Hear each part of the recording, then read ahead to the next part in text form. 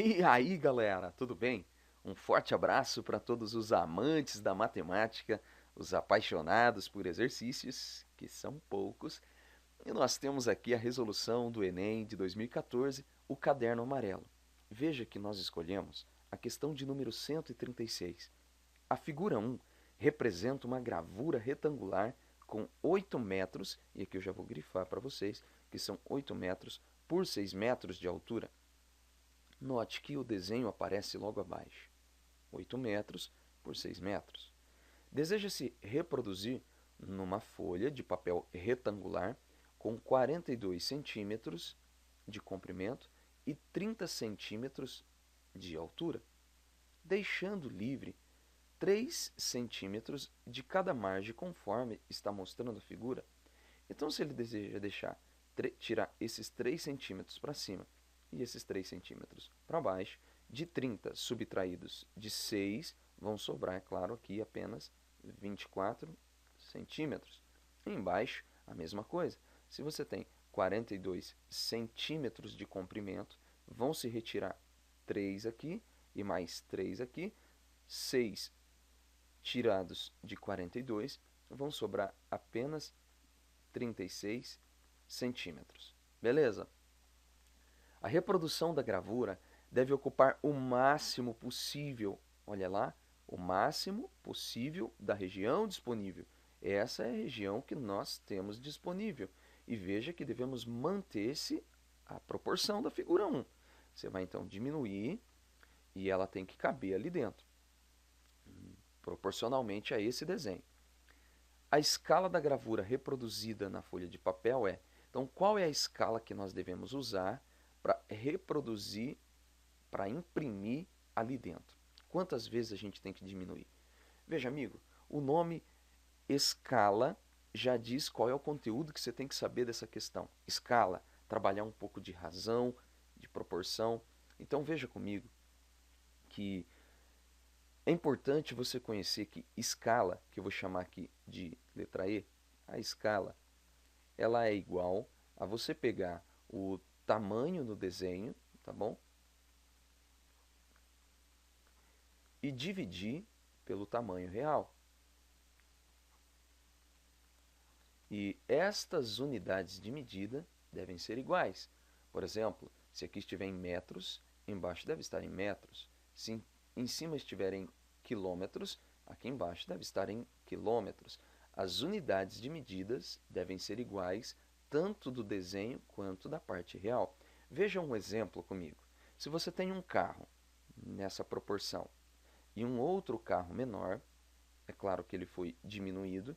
Então, se eu dissesse que o comprimento desse carro é de 7 metros e ao olhar o menor você vê um carro de comprimento que aparece para você apenas de 1 metro, então você pode dizer assim, ó, que o desenho que tem 1 metro corresponde a 7 do tamanho real, ou seja, é uma escala de 1 para 7.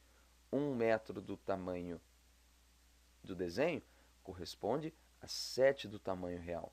Ou seja, quando você faz um risquinho aqui de 1 metro, ou um risquinho de qualquer tamanho no desenho, ele corresponde a 7 vezes do tamanho real.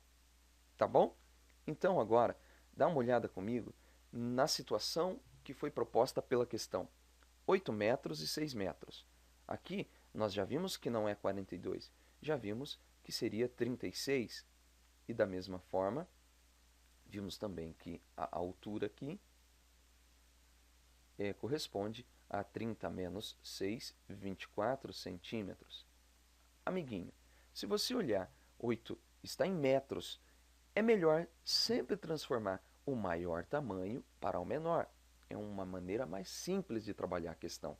Nada impede de pegar o 36 centímetros e também transformar em metros. Então nós temos 8 metros é o mesmo que 800 centímetros e que 6 metros são 600 centímetros.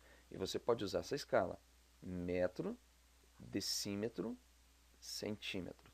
Como movimentamos duas casas para a direita, de metro até chegar em centímetros, então multiplicamos por 1, 2 vezes o 10, que dá 100. Por isso que 8 metros deve ser multiplicado por 100 e 6 metros também multiplicados por 100 para dar os resultados em centímetros. Agora nós fazemos 600, que é esse tamanho, e eu tento dividir ele por 24.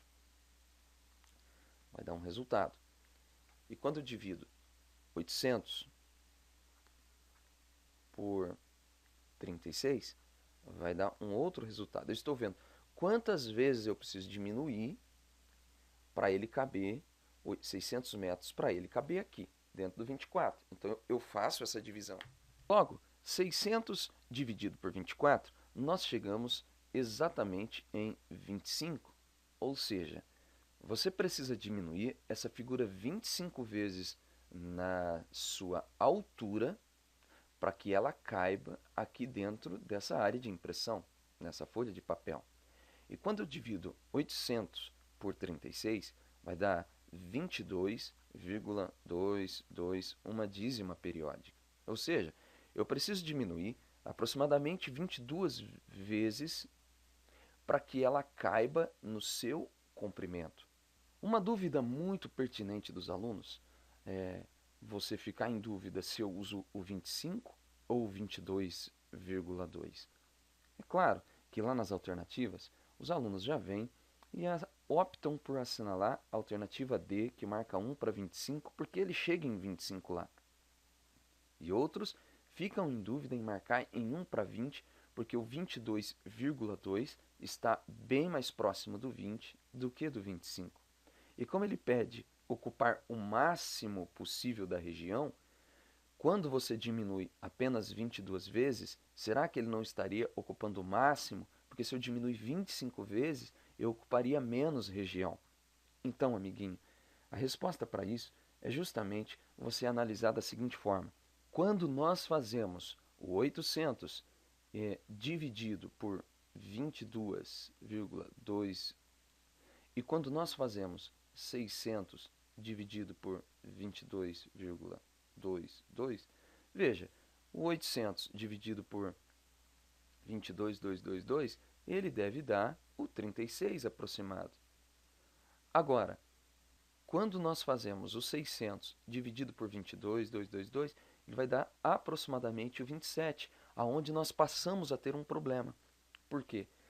Não é proporcional, repito isso novamente. Então, 600 divididos por 22,2 vezes, estamos diminuindo 22,2 vezes, vai precisar de uma altura de 27 centímetros aqui para a impressão, o que nós não temos.